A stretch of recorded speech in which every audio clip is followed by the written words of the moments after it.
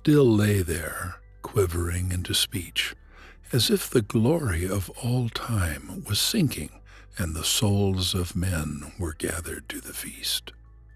The little alcove, dim lit, with a tallow candle's gleam, with the lean lamplight overglowing as the yellow candles glow over the tallow candle's glow, stood there dark-lipped and silent, stood the lean lamplight, pale and lorn, with the dim, stricken eyes of dreams turned on the picture of his love when she turned her face from him.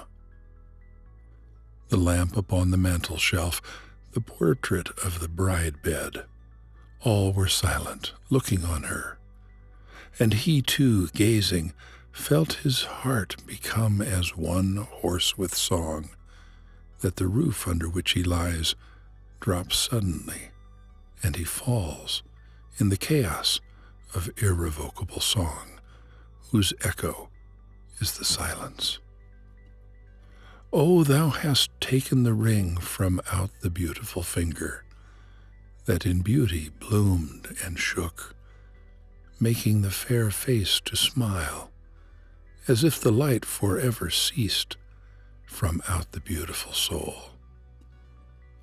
No song of ours can ever make ring upon that memory, as thine own song of love can, as thine own face in beauty weave its soft grace and gracefulness with the light of other days. But thou art silent. Oh, canst thou, whose words are like the dreaming of the starlight on the ocean, speak of one who has no word, save these of sorrow and shame? Speak, speak, it is thy doom, and grief and despairing shame wait on thy word, and thy shame is spoken loud in the heaven. And thine heart is answered when the rich sons of pride pronounce thy sentence here. Yet when they pass and leave no trace of a mystery, when the heavens are as before, and thou art left to thine own grief and despair, thou art not cast out from the heavens, because the curse is on thee, but is like a rich pledge sent to thine own Father's home. There is a door through which the light of day is dimmed, a narrow way, where darkness lies in deadly swoon, asleep and fast asleep, while pale the shadows of the other days creep around him balefully. He will not pass through that door, for he knows that the door is dark and alone, and that there is no end to his pain. And he has said, when he knows how one sighs for a doorway into light, there is no light except the light within.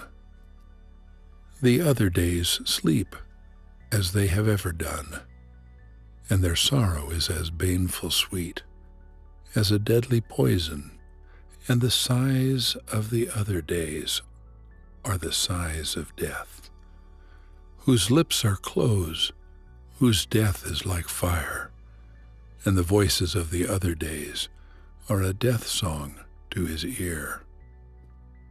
He hath forgotten the other days, he hath fed on ashes, and they are heeds to him, and he hath drunk the poisonous wine of the other day's sorrow, and it takes the light out of him and his joys. He will not pass through that door, for he knows that he was not made to pass through that door, and he knows that life was not made for him who would pass through that door. And he hath said, when his eyes are dark with tears, there is no light except the light within. Speak, ye living lights that round us shine. Speak and say whether in that secret place we too have our glory and our praise. For in the silence that follows death, noiseless as a sleep, We seem to hear your voices saying, "We were poor, but we're proud." We that have the brightness in our hearts to follow truth where it may lead, praised be your glory, and rejoice that ye gave such promise in your creed, when ye had little faith at all. Ye that have knowledge, ye too have glory. Ye too have praise. Ye too have faith. Unto your souls are ye emperors. You that have power, and the listening world, to bless and govern all the rest, praised be your promise, and rejoice that ye gave such pledge in your creed.